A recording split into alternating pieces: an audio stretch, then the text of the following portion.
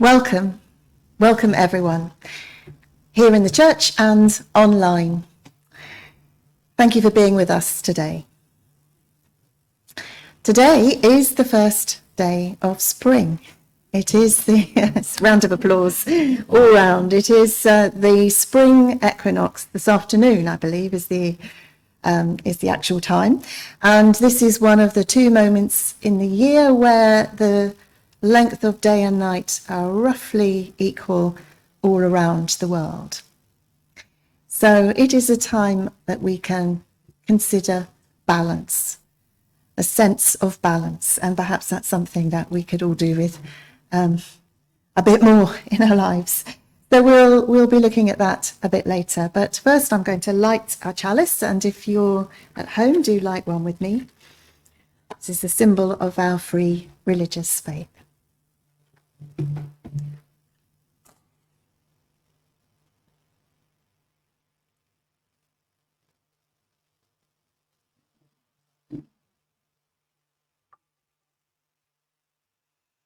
And I'm going to share some words this morning from Andy Pakula.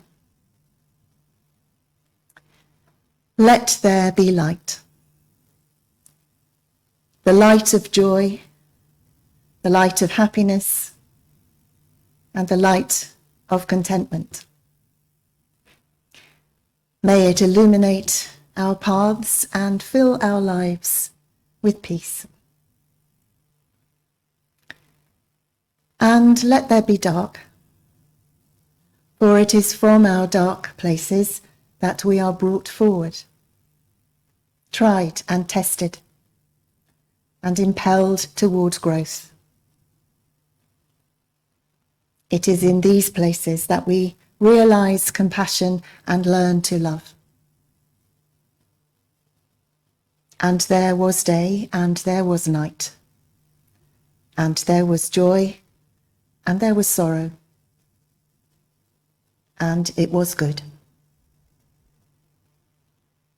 Amen.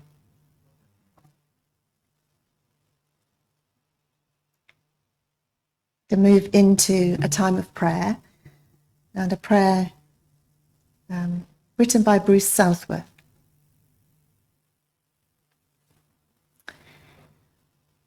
Source of life and love. Torn by desires to sit back and to enjoy the beauty of the world, to savour the blue skies and gentle days, and by desires to recast the world and to fight its evils, to save it. Torn by all those things that hurt and confuse and make no sense amid beauty. Yet supported by all that heals and holds us. Smiles and hugs and mountain vistas and gentle waves and warm words. We live in mystery.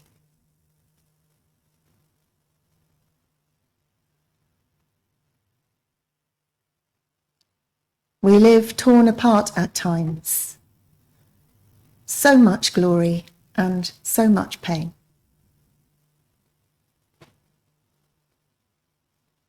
And we live in faith. Faith in ourselves and each other. Faith that we can create bonds of the Spirit that proclaim we are not alone. We have wholeness and hope within us. We can live through the heartache to new life. So for the grace of the world and for all of the tumble too, this day we give thanks. Amen. And I invite you just to take a few moments for your own reflections and thoughts, prayers for those known to you who may be suffering at this time, or indeed may be celebrating in this moment.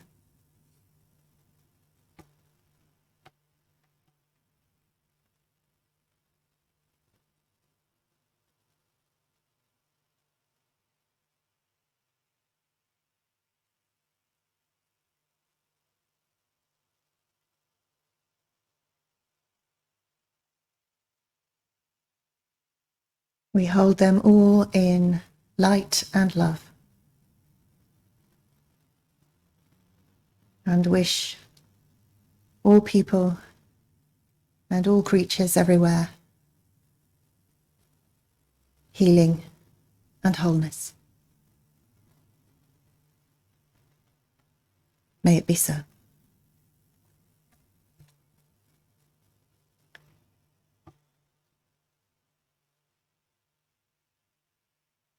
And as we start to celebrate the beginning of spring, let us sing together.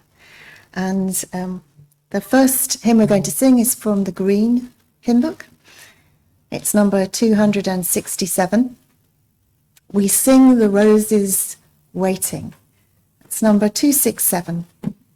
We sing the roses waiting.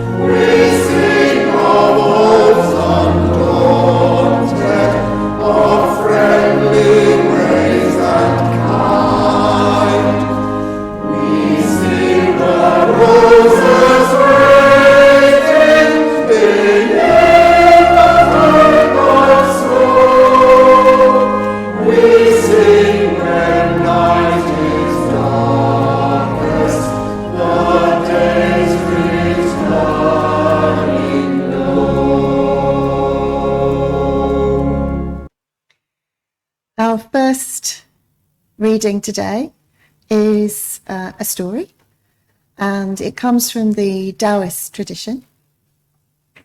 It's called The Master Boatman.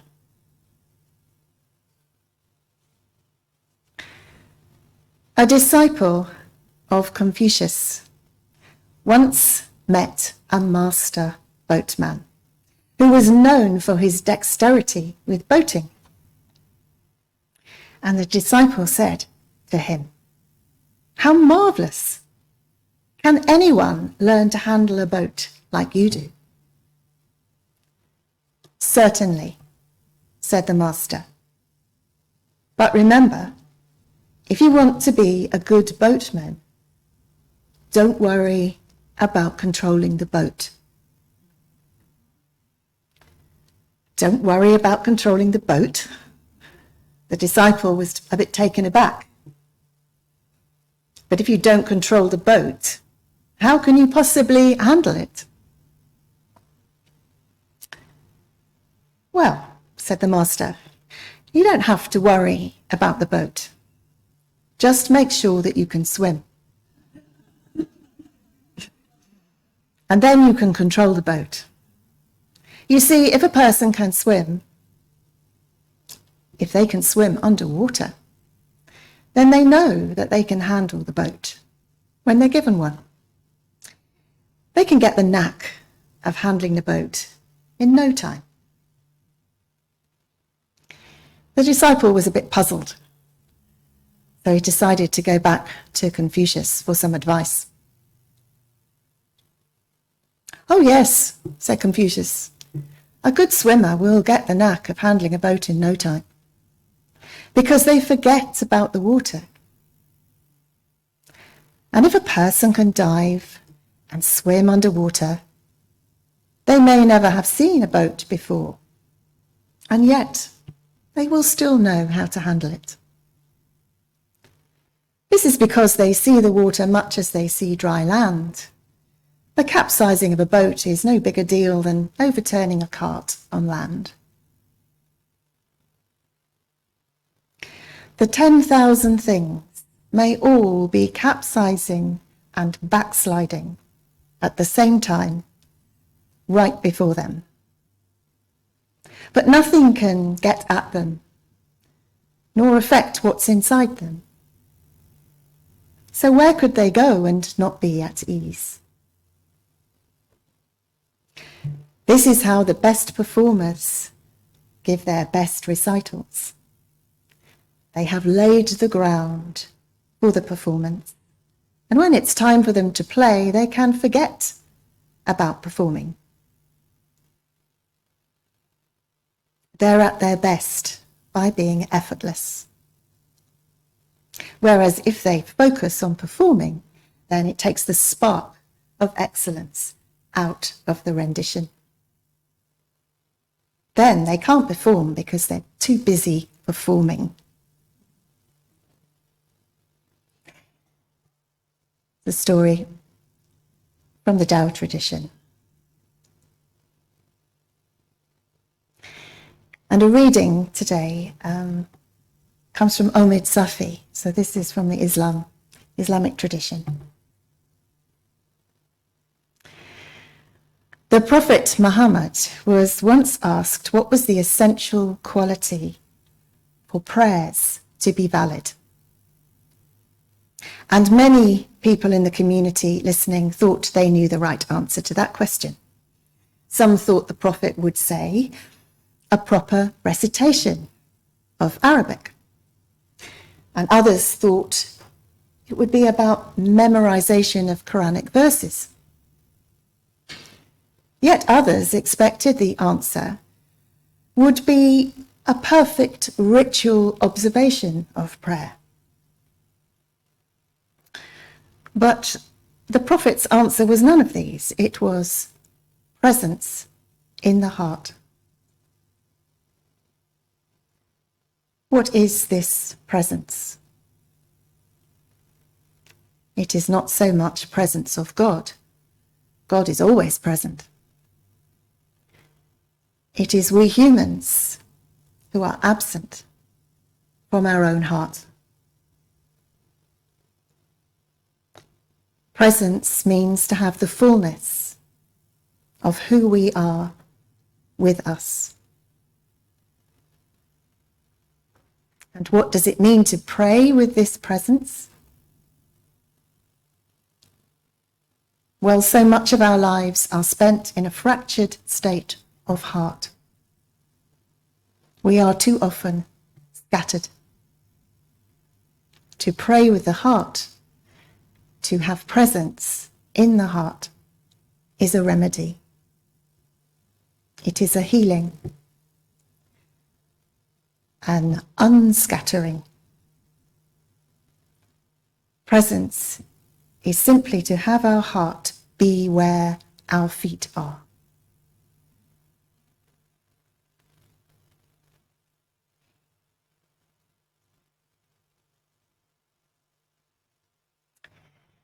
So we're going to come into a reflective time now. And to do this, we'll start by singing our second hymn, but I invite you to stay seated for this. It's a hymn we have sung many times, and I know it is meaningful for many of you. It's 148 in the purple hymn books. It's Spirit of Life, And just to remind you, it's very short, it's really just one verse, but we sing it twice, and it's reflective. So I think if we sing that twice, and then just go into time of silence, which will be followed by some reflective music, then we will have a nice little bit of time of quietness and stillness. So let's begin by singing 148.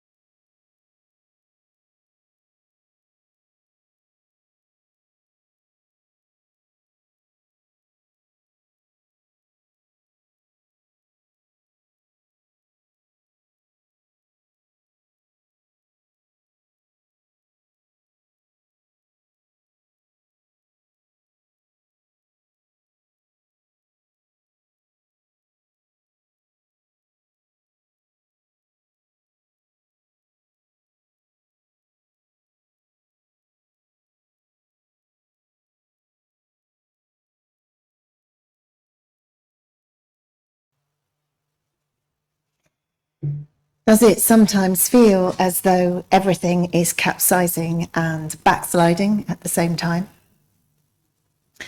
Sometimes it feels to me that it is, whether that's in our own lives or in the church life or in the world at large, and sometimes all of them together. Chaos. It can be difficult to keep our balance at such times, and particularly challenging to learn the skill of doing so in the middle of mayhem. No one learns to sail in a hurricane, and there's a good reason for that. For those of us humans who live towards one of the Earth's poles, as we do, the world does its own version of riding the waves It tilts as it turns, and it tips us into darkness and then into light and back again, and round we go.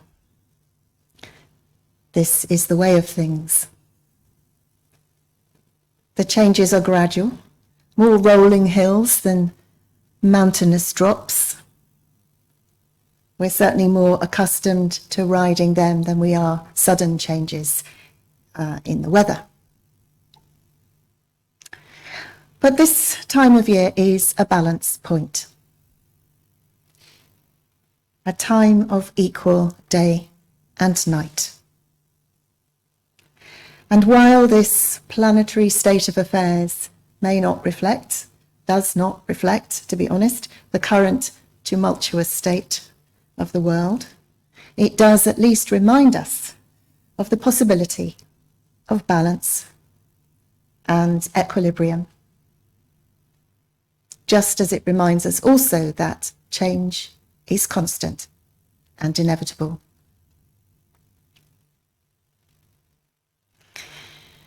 This week, I spent 2 whole days, 3 nights, at Hillfield Friary in Dorset. It's an Anglican Franciscan community. And I was there with 3 Unitarian ministers. They are the members of my covenant group, for a time of quietness and of deep sharing and dialogue. And we do that twice a year. Well, we do now we can. I arrived at the friary feeling quite frazzled and rushed. I didn't really feel I had time to be there. I mean, that's nonsense, of course. But it felt like it was the wrong week. But the rhythm of the friary, with its bells signalling meal times and prayer times, and the rhythm of our own sessions in a small wooden hut on the outskirts of the grounds, on the edge of a field with trees and birdsong and sheep, drew me back to my centre, to something of a place of balance.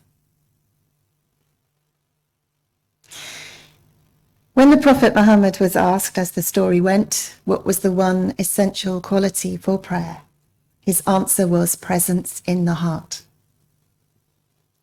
having the fullness of who we are with us, to have our heart be where our feet are.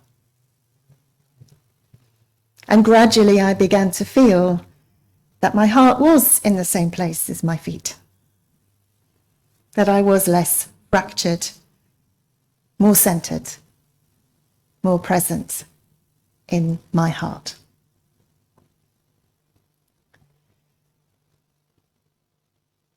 Do you know what I mean by that? I'm sure that you do. You may sometimes feel as though the various parts of yourself, the different threads of thought that maybe are firing off in different directions, or maybe just going round and round in circles, or the intense feelings perhaps of anxiety or the dull ache of sadness. Maybe those things pervade you from time to time. And do you also feel sometimes that they still and they settle, that they're lessened and lifted? At such times, you might say you are present in your heart. Even if the external circumstances of your life have not changed, somehow the sunshine has broken through the clouds of your inner landscape for a while. So I was thinking of this when reading the story of Confucius's disciple and the master boatman, who explained that becoming a master meant forgetting about trying to control the boat, which might sound confusing advice initially, but when you think about it, all a boat does is skim the surface of the water on which it travels. It's very easily tossed and turned this way and that by currents, by wind. So the way to become the master boatman is not to fret so much about the boat, but to become at home in the water. And then the boat will be handled much more easily. And I think, likewise, if we desire to become more skilled at being human, whatever that looks like, then perhaps it helps us to fret less about the specifics of whether to do this or that, or go this way or the other, and rather bring ourselves into the focus of being in the stream of life itself, flowing with that in which we live and move and have our being.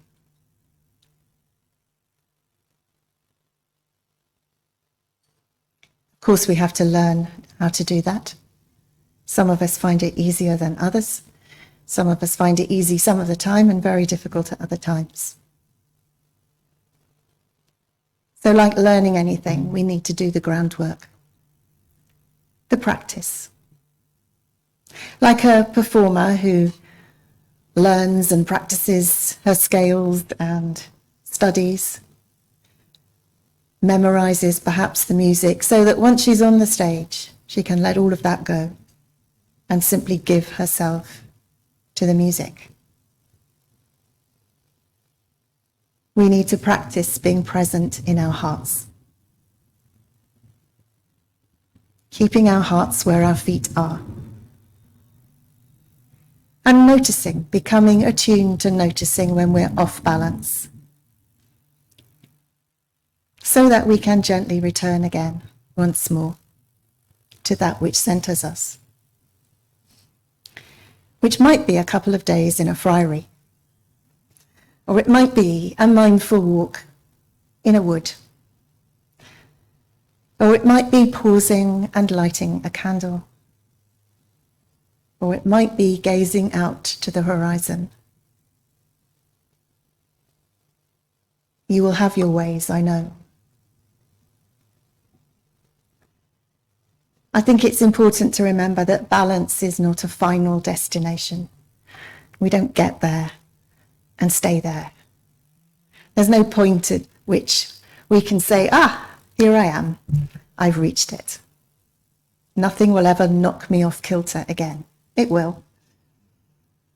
The earth keeps turning, time keeps passing, everything changes, and so do we.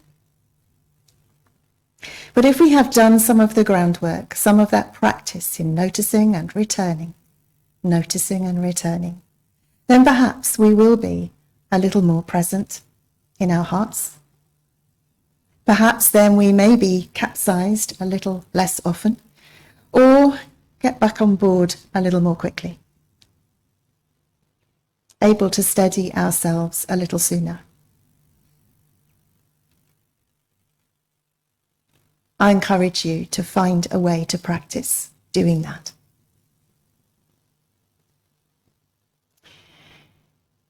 Today, as you know, after this service, we're going to have our annual general meeting. And in its own way, that will be an opportunity to take stock and to notice. To notice where we are, to think about where we may have gone off kilter, and how to return ourselves to some semblance of balance. We will be welcoming a new committee and looking forward to another year of travelling together, learning how to handle this particular boat. And we will do it best if we're able to keep our hearts where our feet are and travel the path ahead with faith and with hope and with presence.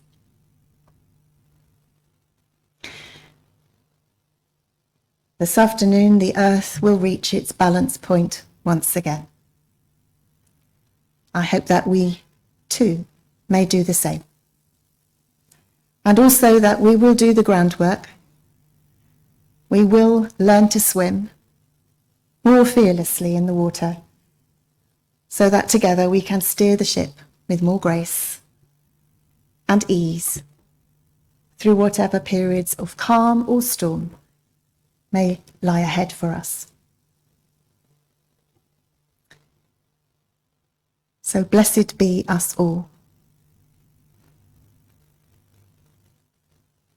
May it be so.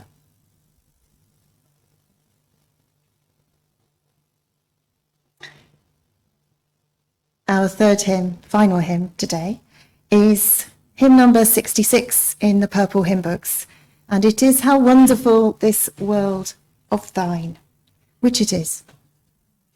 So let us sing together hymn number 66, How Wonderful This World of Thine.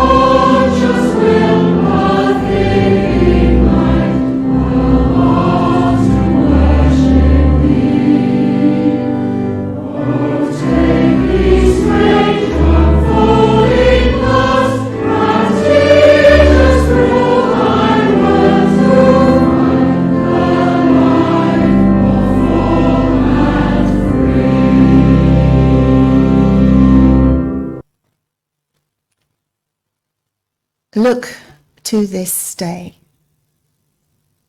for it is life, the very life of life. In its brief course lie all the realities and truths of existence. The joy of growth, the splendor of action, the glory of power.